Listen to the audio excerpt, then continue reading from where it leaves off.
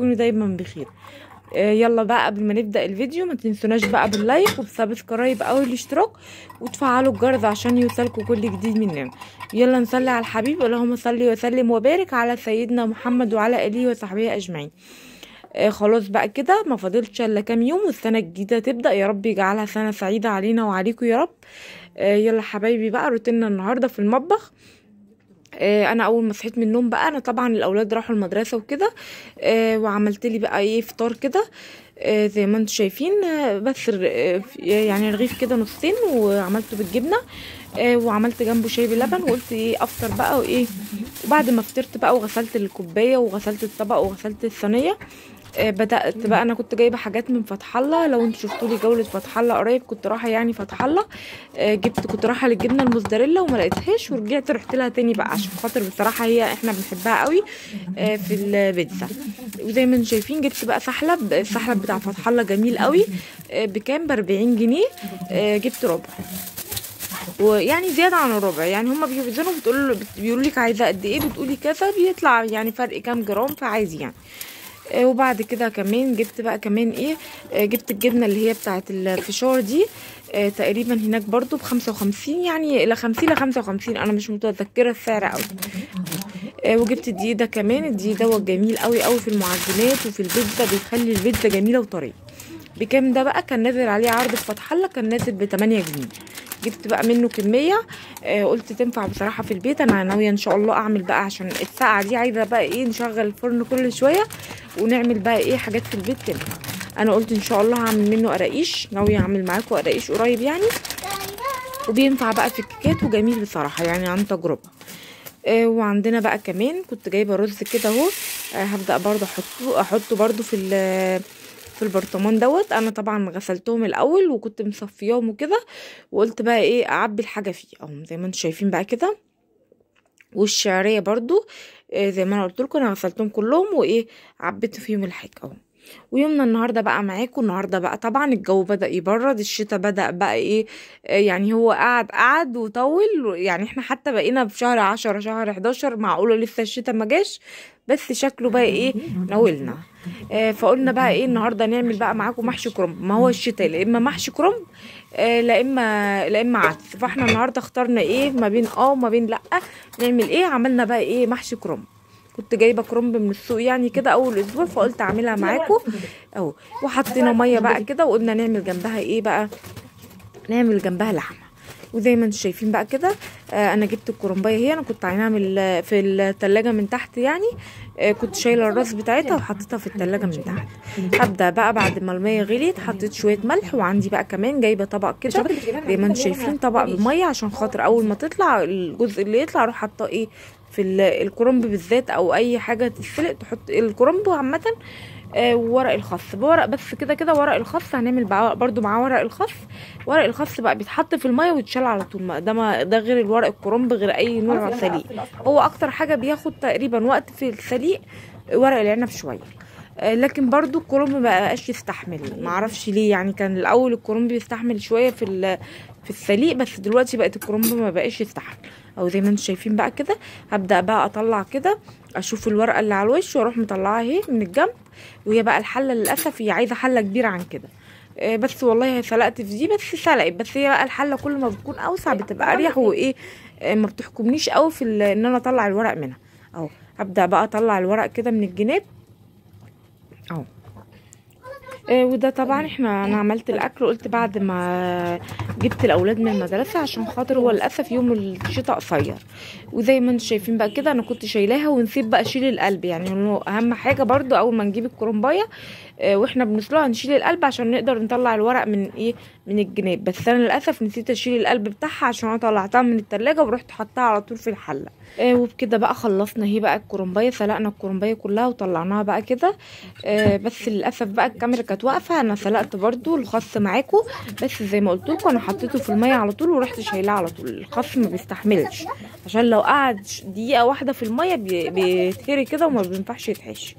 وزي ما انتم شايفين جبنا بقى بصلايه حلوه كبيره كده. المحشي عامه بيحب البصل الكتير، بس بس هي كانت بصلايه كبيره قوي، يعني هي لو بصلايه كبيره او بصلتين 3 كده صغيرين، واروح مقطعاهم كده زي ما انتم شايفين كده.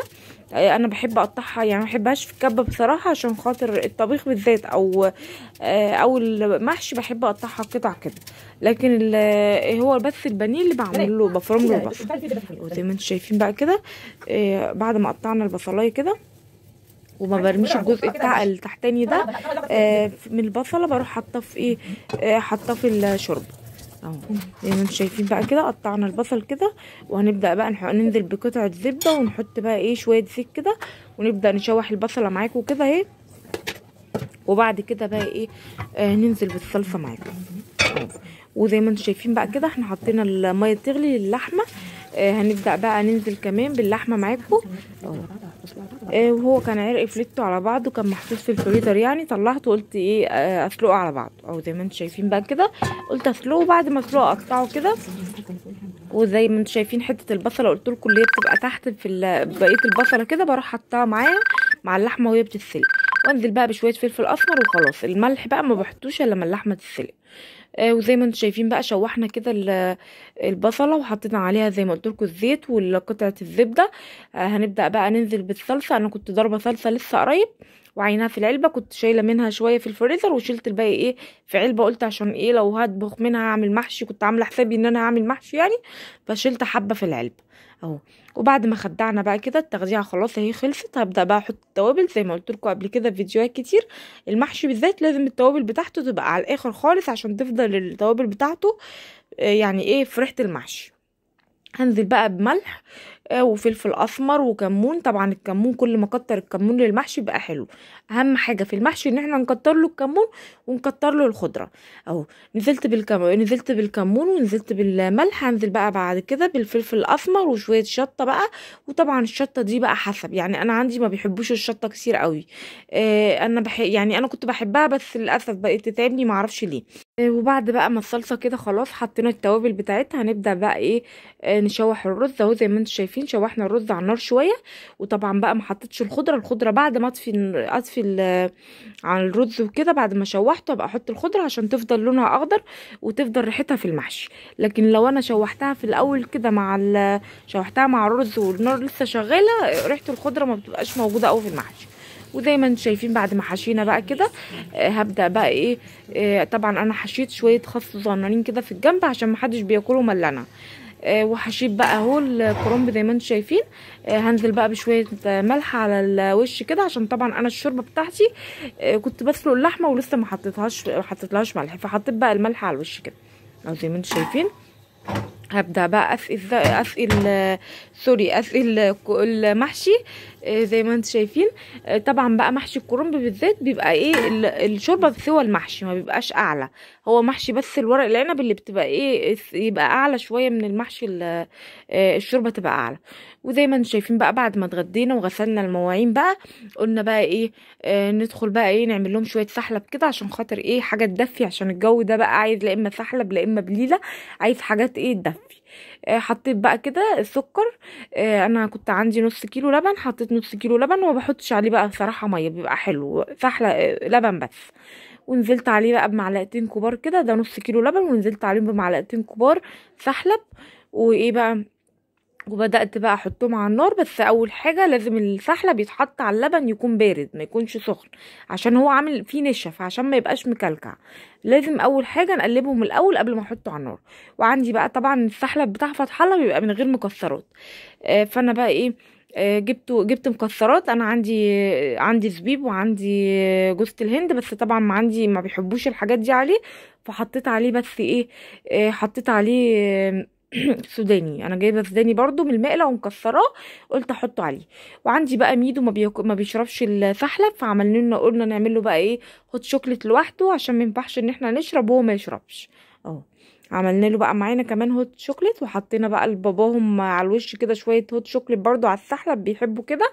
وحطينا بقى كمان شويه سوداني على الوش كده، ظبطناه يعني بمعنى اصح اهو. وكده بقى خلاص شربنا السحلب هو كمان. وطبعا غسلنا بقى مكان ما احنا شربنا السحلب الكوبايات.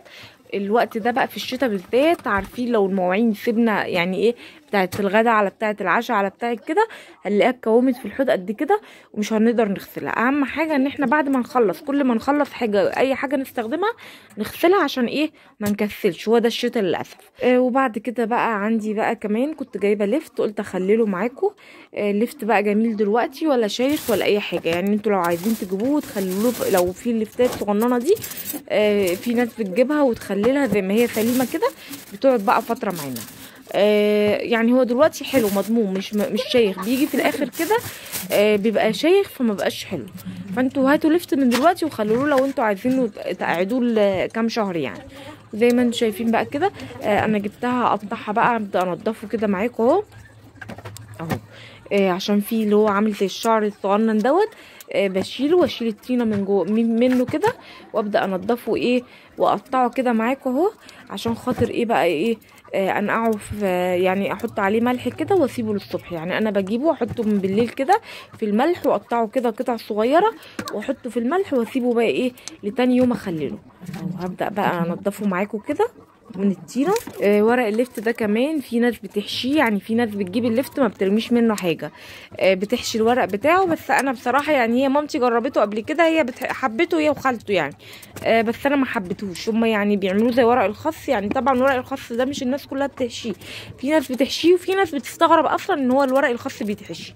بس هو انا ورق الخاص انا بحبه بصراحه، لكن ورق اللفت ما جربته ما عجبنيش. يعني الحاجات دي اذواق، في ناس بتحبه وناس ما بتحبوش. وزي ما انتم شايفين بقى جبت اللفتايه كده قطعتها كده شرايح كده.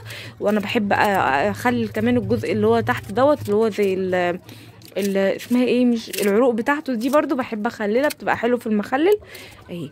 وهبدا بقى احط عليها شويه ملح كده واسيبه انقعه زي ما قلت لكم كده فيه، ينزل الميه اللي فيه دي. الميه اللي بتنزل دي بتنزل المراره. وابدا اخلله بقى معاكم اهو. وما تنسوناش بقى باللايك وبسبسكرايب او الاشتراك، وتفعلوا الجرس عشان يوصلكم كل جديد مننا. والسلام عليكم.